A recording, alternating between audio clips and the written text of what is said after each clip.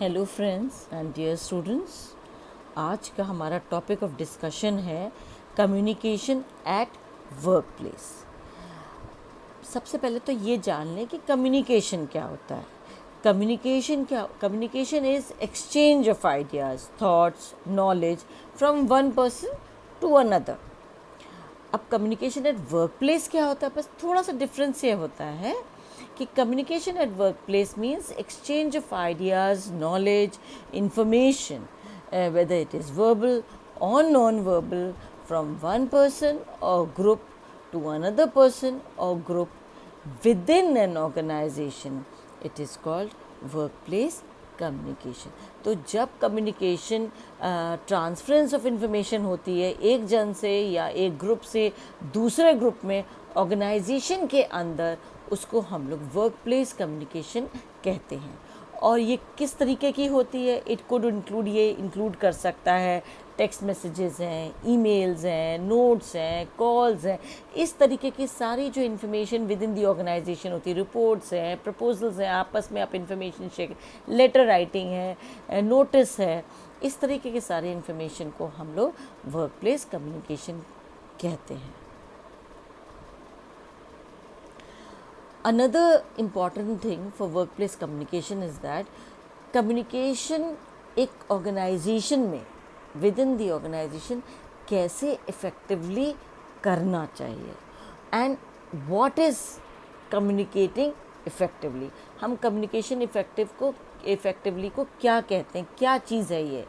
Basically it is an art, it is a skill which the organisations need. ये एक art है, एक skill है जो ऑर्गेनाइजेशंस को रिक्वायर्ड है ताकि वो ग्रो कर सके, वो मैक्सिमम प्रोडक्टिविटी ला सके, वो अपने गोल्स को अचीव कर सके। And communicating effectively means that to get the work done, जो भी काम ऑर्गेनाइजेशन का है उसका ऑब्जेक्टिव यही रहता है कि अगर ऑर्गेनाइजेशन के जो हेड्स हैं, जो टॉप लोग हैं, अगर उन्होंने अपनी इंफॉर्मेशन ठीक से इफ़ेक्टिवली अपने एम्प्लॉयज़ को रिलेट कर दी है तो वो काम कायदे से हो जाएगा। That means then we can say कि कम्युनिकेशन इफ़ेक्टिव हो गया। और जब वो इफ़ेक्टिवली ट्रांसफरेंस हो जाती है, जब कम्युनिकेशन इफ़ेक्टिवली ट्रांसफ़र हो जाती है एम्प्लॉयज़ को, तब एम्प्लॉयज़ को they feel satisfied, they feel a feeling of trust and they feel productive. उनको लगता है हाँ, क्योंकि जब उनको इन्फॉर्मेशन ठीक से ट्रांसफ़र हो गई और उन्होंने कोई वैल्यूबल काम कर दिया for the organization, yeah, they have moved in the direction of achieving the goals of the organization, so they feel happy, they feel satisfied, because they have done some productivity, कुछ उन्होंने अच्छा काम किया organisation के growth के लिए, so they feel satisfied। अब समस्या क्या है? समस्या ये है कि communication in the organization is a very big challenge, because problem है ट्रांसफरेंस ऑफ इंफॉर्मेशन। क्योंकि चैलेंज इसलिए कि आप कैसे इंफॉर्मेशन को या आइडिया को या नॉलेज को, कोई भी चीज़ को कैसे इफ़ेक्टिवली ट्रांसफ़र करें। क्योंकि वही मैंने बताया कि अगर ठीक से ट्रांसफरेंस नहीं होता है तो बहुत सी प्रॉब्लम्स इरप्ट हो जाती हैं, जिससे कि आउटपुट या प्रोडक्टिविटी ऑर्गेनाइजेशन का भी कम हो जाता है और एम्प्लॉयज़ का भी कम हो जाता है। क्योंकि एम्प्लॉयज़ तो ऑर्गेनाइजेशन के एसेट होते हैं, तो जैसे ही अगर वो कमज़ोर पड़ गएंगे एम्प्लॉयज़, तो ऑर्गेनाइजेशन की इफ़ेक्टिवनेस कम हो जाएगी और ऑर्गेनाइजेशन की ग्रोथ रुक जाएगी। एक और चीज़ है कि because communication is a part of the organization, हर वक्त ऑर्गेनाइजेशन के अंदर फॉर द वर्क डन, काम करने के लिए हमको कम्युनिकेशन करना है। But for specialized communication within the organization there is a department in most of the organizations। बहुत सी organizations में अब एक स्पेशल डिपार्टमेंट खुल गया है जो कि all the problems related with communication with employees, with giving information, with sharing information, giving notes, what ever, कोई भी इस तरीके की इंफॉर्मेशन है, उसके लिए बहुत सी ऑर्गेनाइजेशन जो आजकल की कॉम्प्लेक्स एंड लार्ज ऑर्गेनाइजेशंस हैं, उन्होंने एक डिपार्टमेंट खोल दिया है जिसका खोला है या एक रख लिया है जिसका नाम है कॉर्पोरेट कम्युनिकेशन डिपार्टमेंट। अब इस डिपार्टमेंट का क्या काम होता है? इस डिपार्टमेंट का काम ये होता है कि सारी इंफॉर्मेशन ऑर्गेनाइजेशन से रिलेटेड विद इन दी जो ऑर्गेनाइजेशन के है और जो बाहर के लोगों को देनी है according to the objectives of the organization, वो ये इस डिपार्टमेंट का काम होता है। तो कॉर्पोरेट कम्युनिकेशन डिपार्टमेंट सारी इंफॉर्मेशन डिसमिनेट करता है from within the organization to outside the people, so that it fulfills the goals of the organization। क्योंकि देखिए जब ऑर्गेनाइजेशन कहीं पे भी इस्टेब्लिश होती है उसको अंदर के लोगों से भी कम्युनिकेट करना है और बाहर के लोगों से भी कम्युनिकेट करना है। तो अंदर के लोग तो आपस में कम्युनिकेट कर रहे हैं, उनको अपने मालूम है, पॉलिसीज़ पता है, गोल्स पता है, प्रोसीजर, वो आपस में बात कर सकते हैं।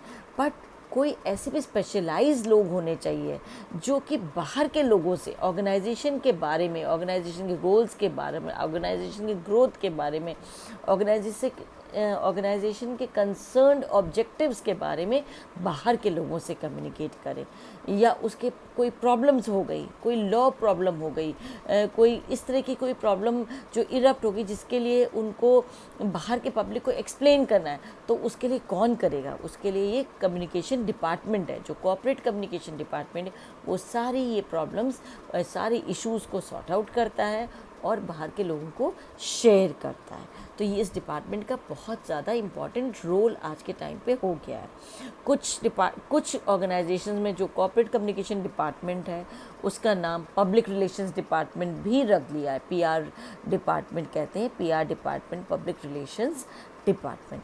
तो वो सारे पब्लिक रिलेशंस, बाहर के लोगों से कम्युनिकेट करना है, क्या करना है, क्या बताना है, क्या नहीं करना है, what is in accordance with the law, all these things, ये सारा पब्लिक रिलेशंस डिपार्टमेंट या कॉर्पोरेट कम्युनिकेशन डिपार्टमेंट करता है।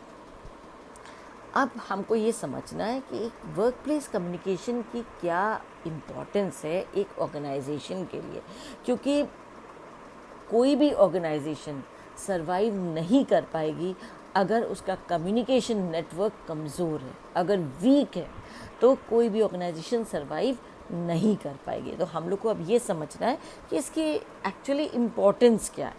इम्पोर्टेंस ये है कि it involves every activity, her activity जो एक ऑर्गेनाइजेशन में होती है, जो भी एक्टिविटी काम से रिलेटेड, काम से कंसर्न जो भी एक्टिविटी होती है, वो कम्युनिकेशन से ही होगी।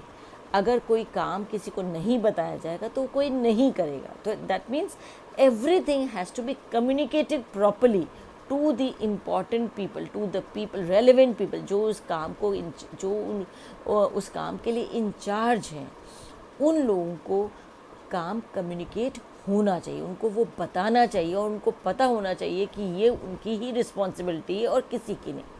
अगर उनको उनकी रिस्पॉन्सिबिलिटी या उनका काम कम्युनिकेट नहीं हुआ तो उसमें प्रॉब्लम्स ये होती है कि वो काम नहीं होगा, उसका आउटपुट नहीं आएगा और ऑर्गेनाइजेशन विल सफ़र। अच्छा, अब ऑर्गेनाइजेशन के अंदर जो भी कम्युनिकेशन होता है, from planning to motivating to leading to organization, ये सारे बेसिक फंक्शंस ऑफ मैनेजमेंट होते हैं। तो ये जितने भी सारे काम होते हैं, ये सारा कुछ कम्युनिकेशन से ही होता है। मतलब सारे चीज़ें प्रॉपरली कम्युनिकेट होती हैं to the respective people, to the concerned authorities, to the concerned officers, तभी वो काम होता है। And then only they become accountable, और तभी आप उनको अकाउंटेबल बनाते हो, तभी आप उनसे पूछ सकते हो अगर कोई काम नहीं हुआ, उसका वो रिस्पॉन्स नहीं आया, then you can ask them, they will be responsible for giving you an answer. Acha, now what are the basic reasons for communication in the workplace? अब क्योंकि हमने कम्युनिकेशन तो पहले बात समझ ली कि जितना भी कम्युनिकेशन ऑर्गेनाइजेशन के अंदर होता है उसको वर्क प्लेस कम्युनिकेशन कहते हैं, तो सिंपल टर्म्स में हम लोगों ने समझ लिया। बट एक्चुअली इस कम्युनिकेशन का फ़ायदा क्या है, what are the basic reasons कि कम्युनिकेशन वर्क प्लेस में होना चाहिए। पहले तो हमको ये समझना है कि वर्क प्लेस काम करने जा रहे, कोई ये भी कह सकता है कि अगर काम करने जा रहे हैं तो हमें कम्युनिकेशन की क्या ज़रूरत है। भाई काम करने जा रहे हैं तो बहुत सी और भी चीज़ें इन्वॉल्व हैं जो कि उस ऑर्गेनाइजेशन में उस जगह को आपके लिए इम्पॉर्टेंट बना रही है, आपके काम के लिए वो जगह इजी बना रही है आपको वो जगह, ताकि आप वहाँ पे काम आराम से कर सकें। तो बेसिक रीजंस हम लोग वन बाय वन हम लोग लेंगे, एक एक करके सारे हम लोग रीजंस लेंगे। सबसे पहले जो कम्युनिकेशन का रोल होता है एक ऑर्गेनाइजेशन के अंदर, वो ये करता है कि इट क्रिएट्स जॉब सेटिस्फैक्शन। लोगों को उस जॉब, जिस काम के लिए वो उस ऑर्गेनाइजेशन में वो आए हैं, उसमें एक सेटिस्फैक्शन लेवल क्रिएट करता है। क्योंकि देखिए, जब किसी ने कोई काम किया है और अच्छा काम किया है तो उसकी तारीफ़ होती है, उसको तरीके आते हैं, तो उसकी जब तारीफ़ होगी उसको सेटिस्फैक्शन मिलेगा कि हाँ, हमने कोई अच्छा काम किया, ऑर्गेनाइजेशन के ग्रोथ के लिए हमने आउटपुट पे वर्क किया है, तो उसको बहुत सेटिस्फैक्शन मिलता है, उसको खुशी, अंदर से खुशी मिलती है, क्योंकि he is going to be paid for that. And if he does good work he feels satisfied, और वो उसको वो जगह धीरे धीरे फिर अच्छी लगने लगती है, बिकॉज उसकी जॉब सेटिस्फैक्शन का लेवल बढ़ जाता है।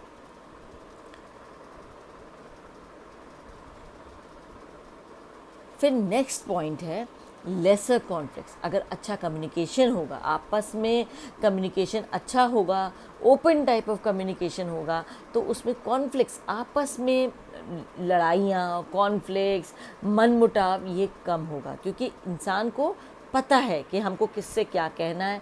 काम से रिलेटेड ही आप करेंगे तो उसको जब पता है अपना काम, तो वो आपसे जलेगा नहीं, वो आपसे परेशान नहीं हुआ, वो उसको कोई गलत फीलिंग्स नहीं आएंगी, कॉन्फ्लिक्ट उसके अंदर में कोई कॉन्फ्लिक्ट नहीं आएगा कि भाई हमें नहीं पता। ही नोज़, उसको अपना काम पता है, क्योंकि ऑर्गेनाइजेशन ने उसकी रिस्पॉन्सिबिलिटी पहले से तय कर रखी है, उसको क्योंकि अपना काम पता है, तो कोई कॉन्फ्लिक्ट होने की वजह नहीं है। कॉन्फ्लिक्ट तो तब होता है जब उसको पता ही नहीं और लोगों ने कह दिया कि भाई ये आपका काम था। जब उसको बताया ही नहीं गया है तो कॉन्फ्लिक्ट हो जाएगा कि भाई मुझे तो नहीं बताया गया था। सो दैट मीन्स कहीं पे कम्युनिकेशन गैप हुआ है, कहीं पे ऐसी चीज़ हो गई है जिसकी वजह से उसको वो काम नहीं बताया गया। तो इसीलिए कहते हैं कि कम्युनिकेशन वर्क प्लेस बहुत ट्रांसपेरेंट, बहुत अच्छा होना चाहिए, बहुत क्लियर होना चाहिए, बहुत प्रिसाइज और क्लियर होना चाहिए, ताकि सामने वाले में कोई कॉन्फ्लिक्ट ना हो और वो अपनी रिस्पॉन्सिबिलिटी को समझे। Thirdly, communication at the work place helps to increase productivity. वो प्रोडक्टिविटी, इंसान की खुद की प्रोडक्टिविटी बढ़ा देता है। क्योंकि क्या होता है कि जब उसको पता है हमें ये काम करना है, काम अच्छा हो गया, सिस्टमेटिकली हो गया, ऑर्गेनाइज्ड हो गया, और जिसकी वजह से ऑर्गेनाइजेशन का आउटपुट बढ़ गया, तो प्रोडक्टिविटी बढ़ जाएगी। नेचुरली वो ऑर्गेनाइजेशन का काम का आदमी हो जाएगा। जब वो काम का आदमी हो जाएगा तो उसको सेल्फ सेटिस्फैक्शन मिलेगा और वो उसकी प्रोडक्टिविटी बढ़ जाएगी। वो उसको लगने लगेगा कि हाँ, हम भी इस ऑर्गेनाइजेशन के एक इम्पॉर्टेंट पार्ट है, फीलिंग ऑफ बिलोंगिंगनेस आ जाएगी उसको। फिर क्या होता है, फिर next important thing is that communication at work place में it helps in forming relationships. देखिए, कोई भी कम्युनिकेशन आपस में मिलके ही होता है। दो लोगों के, दो या दो से ज़्यादा लोग में, मैंने शुरू से ही बताया कि it is communication between one people, between two और more than two people, and between persons और अ ग्रुप। अब इसमें एक बात समझने वाली है कि जब दो लोग आपस में बात कर रहे हैं या एक लोग कई लोगों से बात कर रहा है, कोई भी कम्युनिकेशन हो रहा है, उसमें क्या होता है कि आपस में एक रिलेशनशिप बनती है, आपका एक भाव, एक फीलिंग डेवलप होती है, एक रिलेशनशिप बन जाती है, जिसकी वजह से आप उनको सुनोगे, वो आपको सुनेगा, क्योंकि आप दोनों जने एक दूसरे से एसोसिएट हो गए हो, क्योंकि आप उस ऑर्गेनाइजेशन के एम्प्लॉई हो। तो वो एक तरीके की रिलेशनशिप भी डेवलप करता है। आप दोनों एक दूसरे को समझोगे, दोनों को क्योंकि दोनों का एक ही और दो या दो से ज़्यादा लोग जो भी है जिससे भी आप कम्युनिकेट कर रहे हैं उनका गोल तो सिर्फ ऑर्गेनाइजेशनल गोल है, टू अचीव ऑर्गेनाइजेशनल गोल। तो एक तरीके की रिलेशनशिप बन गई, दोनों का ऑब्जेक्टिव दोनों का या ग्रुप का, दोनों ग्रुप्स का, दो लोगों का आपस में एक ही हो गया। तो एक स्ट्रॉन्ग रिलेशनशिप बनी और ऑब्जेक्टिव सबको यही कि हमें ऑर्गेनाइजेशन को ऊपर पहुंचाना है और उसके लिए काम करना। अब उसका एक और फ़ायदा हो जाता है कि जब इस तरीके के कम्युनिकेशन प्रॉपर चैनलाइज वे में होते हैं तो रिसोर्सेज प्रॉपरली यूटिलाइज हो जाते हैं, चाहे वो ह्यूमन रिसोर्सेज हो, चाहे मशीनरी हो, कोई भी चीज़ हो, जो भी ऑर्गेनाइजेशन का अपना पार्ट है वो प्रॉपर यूटिलाइजेशन हो जाता है। क्योंकि हमको पता है कम्युनिकेट, कोई चीज़ जैसे कोई यूनिट या कोई मशीनरी या कोई चीज़ बेकार पड़ी, यूज़ नहीं हो पा रही ऑर्गेनाइजेशन, तो ऑर्गेनाइजेशन को जब कम्युनिकेशन हो रहा है तो उसको पता चल जाएगा भाई देखो उसको उसके पास काम कम है या उसको वो यूटिलाइज़ नहीं हो रहा है, तो वो ऑर्गेनाइजेशन उस पर वर्कआउट कर सकती है, वो एक स्ट्रैटेजी बना सकती है ताकि उस रिसोर्सेज को यूज़ कर सके। पर अगर कम्युनिकेशन गैप है, अगर उसको नहीं पता चल गया, नहीं पता चलता है कि क्या प्रॉब्लम है ऑर्गेनाइजेशन, वो अपने ही काम में मस्त है या उसको कोई रिलेशन नहीं है, तो क्या होगा, जो भी रिसोर्सेज हैं वो अनयूटिलाइज हो जाएंगे और धीरे धीरे करके आपकी वो जो रिसोर्सेज उनका इंटरेस्ट ख़त्म हो जाएगा। चाहे वो मशीन हो, मशीन ख़राब हो जाएगी, अगर आदमी है तो उसका इंटरेस्ट ख़त्म हो जाएगा, उसका इंटरेस्ट किसी और चीज़ में लग जाएगा, वो कोई और काम करने लगेगा जिसमें कि उसको मज़ा आने लगेगा, क्योंकि उसको ये महसूस होने लगा है कि उसकी जो एफ़र्ट्स हैं वो इस ऑर्गेनाइजेशन में काम नहीं आनी है, तो वो कहीं और दिमाग लगाएगा। इसीलिए ऑर्गेनाइजेशन की बहुत बड़ी रिस्पॉन्सिबिलिटी होती है कि वो अपना काम, जो भी उसका गोल है वो क्लियर करे, ऑब्जेक्टिव्स बिल्कुल क्लियर हो और वो एक एक पर्सन वो अपने रिसोर्सेज को मैक्सिमम यूटिलाइज कर ले। और वो तभी हो सकता है जब वो प्रॉपर कम्युनिकेशन होगा, प्रॉपरली कम्युनिकेट कर पाएगा, इंडिविजुअल पर्सन को, इंडिविजुअल चीज़ को डील कर पाएगा, तभी वो चीज़ ठीक से पहुंच पाएगी उस पर्सन पे और तभी आपका रिसोर्सेज मैक्सिमम यूटिलाइज हो पाएंगे। फिर एक और फ़ायदा हो जाता है, टीम वर्क डेवलप होती है। जब कम्युनिकेशन बहुत अच्छा होता है तो आपस में आपको दूसरे की क्वालिटीज़ पता चलती हैं, दूसरे की नॉलेज पता चलती है, दूसरे का एक्सपीरियंस पता चलता है। उससे क्या होता है कि आप एक अच्छी टीम बना सकते हैं एक अच्छा प्रोजेक्ट करने के लिए। वो of course that project will be based on organizational goals and objectives, वो उसी रिलेशन पे होता है, बट एक अच्छी टीम बनेगी तो ऑर्गेनाइजेशन की प्रोडक्टिविटी बढ़ जाएगी, उसकी ग्रोथ बढ़ जाएगी और जो कि हर ऑर्गेनाइजेशन चाहती है। तो टीम वर्क को भी वो बढ़ावा देता है। अगर अच्छा कम्युनिकेशन होगा ऑर्गेनाइजेशन के विद इन द ऑर्गेनाइजेशन तो एक अच्छी टीम बनेगी, चाहे वो 10 लोग की हो, चाहे 15 लोग की हो, चाहे 50 लोग की हो, depending upon the size of the organization. छोटी ऑर्गेनाइजेशन है, बड़ी मीडियम साइज़ है या लार्ज साइज़ है, वो टीम्स बन जाती हैं। जब वो टीम बन जाती है तो कोर टीम वर्क करती है और सबका एक ही ऑब्जेक्टिव होता है कि कैसे सबको बैलेंस करके चलें और कैसे हम अपने ऑर्गेनाइजेशनल ऑब्जेक्टिव्स को अचीव करें। Next reason is that positive effect on absenteeism and turnover rates. इसका मतलब क्या होता है? इसका एक्चुअली मतलब ये होता है कि when the people within the organization are satisfied, जब ऊपर के सारे ऑब्जेक्टिव्स फुलफिल हो रहे हैं, सारे रीजंस हैं, सारी चीज़ें ऑब्जेक्टिव अचीव हो रहा है, तो लोग कम एब्सेंट होंगे। उनको अपनी वर्थ पता है ऑर्गेनाइजेशन में, उनको लगेगा नहीं अगर मैं ऑर्गेनाइजेशन नहीं जाऊंगा, आज एक छुट्टी भी हो जाएगी तो मेरी ऑर्गेनाइजेशन को नुकसान होगा, मेरा काम कौन करेगा मेरे ऑर्गेनाइजेशन। तो जब ये फीलिंग ऑफ बिलोंगिंगनेस आ जाता है, एक रिलेशनशिप डेवलप हो जाता है, तो वो एब्सेंट नहीं होंगे। बहुत ही कोई मजबूरी होगी तब वो अपने ऑर्गेनाइजेशन के हेड से कहेंगे भाई मुझे हाफ डे दे दीजिए, एक दिन दे दीजिए, क्योंकि मेरी ये नीड है। और ऑर्गेनाइजेशन को भी लगेगा कि आप बहुत मेहनती हैं, आप बहुत प्रोडक्टिव हैं इस ऑर्गेनाइजेशन में, तो वो आपकी नीड को समझेगा कि हाँ ये ज़बरदस्ती कोई एब्सेंट नहीं होता है, आज बहुत नीड होगी इसलिए। तो टर्नओवर रेट्स ज़्यादा होगा, मतलब जो एम्प्लॉई का एब्सेंटिज्म रेट है वो बहुत कम हो जाएगा और टर्नओवर रेट्स बढ़ जाएगा, मतलब लोग प्रेजेंट ज़्यादा होंगे और एब्सेंट कम होंगे। एब्सेंट तभी होंगे जब कोई बहुत इमरजेंसी हो या कोई बहुत बड़ी नीड हो। तो ये भी बहुत बड़ा फ़ायदा होगा अगर कम्युनिकेशन प्रॉपर होगी ऑर्गेनाइजेशन के अंदर। And lastly another very this is one reason that I think is very much required आज के टाइम पे, तो बहुत ही रिक्वायर्ड है। और ऑर्गेनाइजेशंस ने इस नीड की वजह से ही वर्क प्लेस कम्युनिकेशन की इम्पोर्टेंस और बढ़ गई, कि नीड उसकी और बढ़ गई है। एक्चुअली क्या है, जब बहुत हेल्दी और गुड कम्युनिकेशन नेटवर्क होता है किसी ऑर्गेनाइजेशन के अंदर, तो ऑर्गेनाइजेशन के अंदर के लोग बाहर के लोगों से मिलते हैं।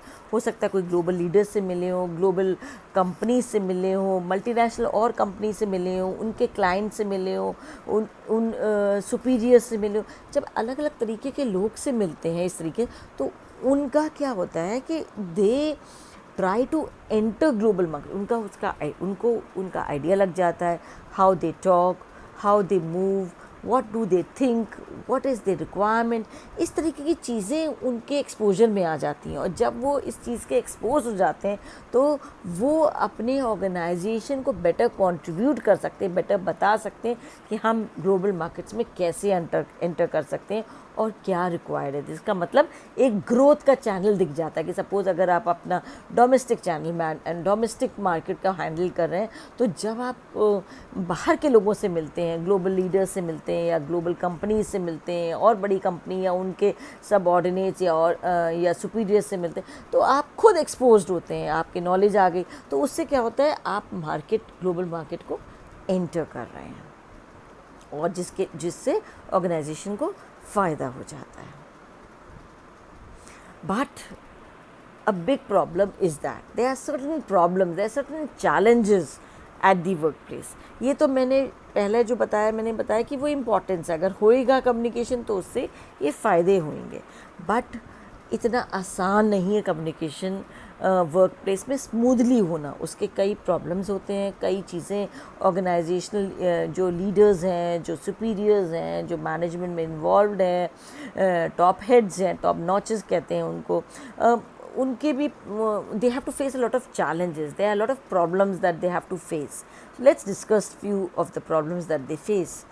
First of all, कि जो प्रॉब्लम उनको फेस होती है वो ये होती है कि जो एम्प्लॉयज़ होते हैं दे कम फ्रॉम डिफरेंट बैकग्राउंड्स। और ये इसलिए होता है कि आज की जो ऑर्गेनाइजेशंस हैं वो बड़ी कॉम्प्लेक्स डाइवर्स काइंड की organization, they are multi cultural, multi global, मतलब ग्लोबल टाइप की ऑर्गेनाइजेशंस हैं जिनकी प्रेजेंस अलग अलग कंट्रीज़ में, अलग अलग स्टेट्स में प्रेजेंट होती है, जहाँ अलग डायलेक्ट होता है, अलग टाइप के लोग रहते हैं, अलग कल्चर फॉलो करते हैं, अलग लैंग्वेजेस होते हैं। इतना डाइवर्स काइंड ऑफ एनवायरनमेंट है आजकल के ऑर्गेनाइजेशंस में। और क्योंकि वहाँ के जो लोग हैं, जो एम्प्लॉयज़ हैं, वो भी इन्हीं जगह से आते हैं। तो इस चक्कर में क्या होता है कि because of the different backgrounds, it is a very big challenge to communicate appropriately, properly with the people within the organization। क्योंकि आपको सबकी नीड को फुलफ़िल करना है, सबको उस लेवल तक समझाना है ताकि ऑर्गेनाइजेशनल ऑब्जेक्टिव्स कहीं पे भी मिसअंडरस्टैंड ना हो जाए।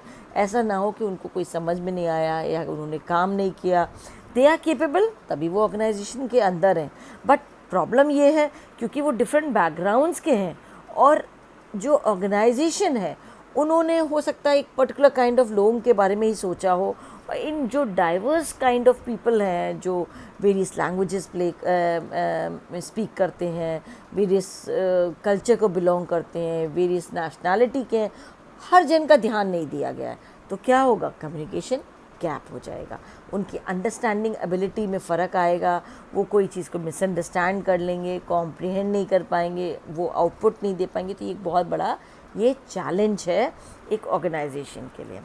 दूसरा चैलेंज है, इसी से रिलेटेड है, कि डिफरेंट एक्सेंट होगा लोगों का। कि देखिए अलग अलग टाइप के लोग हैं, various languages they are they going to speak various languages, various क्योंकि कंट्रीज से आए हैं, वेरियस रिलीजन फॉलो करते हैं, उनका एक्सेंट भी फ़र्क होगा। अब ज़रूरी नहीं है कि जो नॉर्मल लोग जो और मेजॉरिटी ऑफ द लोग जो एक्सेंट फॉलो कर रहे हैं जो है वो बाकी लोगों से मैच खाता हो सकता है जो कुछ लोग आए हों उसमें से 8-10 लोग ऐसे हों जिनका अलग अलग डायलेक्ट हो, अलग अलग एक्सेंट हो, तो उनको समझ में नहीं आ रहा है वो लोग क्या बोल रहे हैं, उनको समझ में नहीं आ रहा है वो क्या बोल रहे हैं, तो आपस में कन्फ्यूजन टाइप का, दोनों जने खिंचे खिंचे से महसूस करेंगे। They will try to be afraid of each other, एक तरीके का कन्फ्यूजन हो जाएगा क्योंकि दोनों जने कटेंगे, क्योंकि दोनों को एक दूसरे की बात समझ में नहीं आ रही, उनको उनकी बात नहीं आ रही। तो ये एक बहुत बड़ा चैलेंज है ऑर्गेनाइजेशन के लिए, और इसको ऑर्गेनाइजेशंस अपने लेवल पे सॉल्व ये कर सकता है कि वो जो हर एम्प्लॉई है उसको मालूम है कि हमें अपने इसी वर्कफोर्स के साथ वर्क करना है, उनसे उनके साथ ही समझना है, उन्हीं के साथ आउटपुट निकालना है। तो उनको समझना चाहिए अपने कम्युनिकेशन को उसके लेवल तक, ताकि उनको समझ में आ जाए, स्लोली एंड ग्रेजुअली उनको अपनी बात को समझाना चाहिए ताकि कन्फ्यूजन ख़त्म हो जाए। Next is different organization cultures, वो बात हमने डिस्कस कर ली। फिर हो गया क्लोज ग्रुप। क्लोज ग्रुप होता है, क्लोज ग्रुप मतलब those people who are not ready to communicate with others. मतलब जैसे सपोज फ्रेशर्स किसी ऑर्गेनाइजेशन में आते हैं तो उनको वो डील नहीं करना चाहते हैं, उन्होंने अपना ग्रुप को क्लोज कर दिया कि भाई हम इतने पुराने इस ऑर्गेनाइजेशन में रह रहे हैं, हम ही लोग आपस में कम्युनिकेट करेंगे, और जो नए लोग आए हैं जो टेक्नोलॉजी ड्रिवन है हमें इनसे बात नहीं करनी है। फिर next reason is that next challenge could be कि डायरेक्ट वर्सेस इनडायरेक्ट फीडबैक। कई बार ऑर्गेनाइजेशंस बहुत डायरेक्ट फीडबैक लेती हैं कि भाई क्या प्रॉब्लम है आप हमें बताइए। कभी कभी ऑर्गेनाइजेशंस इनडायरेक्टली दूसरे से पूछती हैं, तो जब इनडायरेक्ट फीडबैक होता है द एम्प्लॉयज़ में नॉट प्रिफर इट। किसी के बारे में आप पूछ रहे हैं इनडायरेक्टली, उससे पूछो कि क्या प्रॉब्लम फेस हो रही, तो ठीक है, उसको लगेगा कि हाँ ऑर्गेनाइजेशन मेरे बारे में सोच रहा है, अदरवाइज़ नहीं हो रहा है, तो फिर वो प्रॉब्लम क्रिएट हो जाएगी। फिर another reason is that another challenge that कि अलग अलग पर्सनालिटी के लोग हैं ऑर्गेनाइजेशन में, अलग सोच के लोग हैं, अलग एक्सपीरियंस के लोग हैं, अलग नॉलेज के लोग हैं, तो उनके साथ कंपैटिबिलिटी बनाना, उनके साथ कम्युनिकेट करना एक बहुत बड़ा चैलेंज है ऑर्गेनाइजेशन के लिए। And lastly is that there are differences in experience. Experience सबका वेरी करता है। आप प्रीवियस ऑर्गेनाइजेशन में काम करें, आपका एक्सपीरियंस दूसरा है, आप नए ऑर्गेनाइजेशन में आए हैं, आपका एक्सपीरियंस दूसरा है, तो आपको नए ऑर्गेनाइजेशन के हिसाब से अडेप्ट करना है। अपने कम्युनिकेशन जिस तरह से आप कम्युनिकेट पहले करते थे, हो सकता है उस तरह का कम्युनिकेशन इस ऑर्गेनाइजेशन में नहीं चले, एक्सेप्टेबल नहीं हो, तो आपको अपने आप को अडेप्ट करना पड़ेगा, चेंज करना पड़ेगा, ताकि आप अपना आउटपुट मैक्सिमम दे सकें।